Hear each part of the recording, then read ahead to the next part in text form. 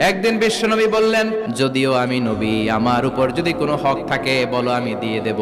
কোন সাহাবী দাঁড়ায় না। এক সাহাবী দাঁড়িয়ে বলল, নবী, যুদ্ধের ময়দানে চাবুক চালানোর সময়, লাঠি চালানোর সময় এক কাফেরকে মারতে যে আপনার লাঠির বাড়ি আমার পিঠের মধ্যে পড়েছে, আপনার পিঠে আমি লাঠির বাড়ি মেরে এটারে শোধবোধ করে দিতে চাই। তিনি বললেন, আসো, তুমি এসে আমার পিঠে লাঠি দিয়ে চাবুক দিয়ে বাড়ি মারো।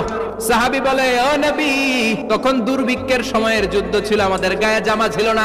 আপনি যদি যথা নিয়মে কেসাসটা আদায় করতে চান, আপনার জামাটা খুলেন, খালি পিঠের মধ্যে বাড়িটা মার। এবার ওমরে ফারুককে ধরে গে, এদিকে আয়, তোরে দেখাইতেছে। বিশ্বনবী বললেন, ওমর থামো, মারতে দাও। বিশ্বনবী উনার জুব্বাটা উপরের দিকে উঠালেন।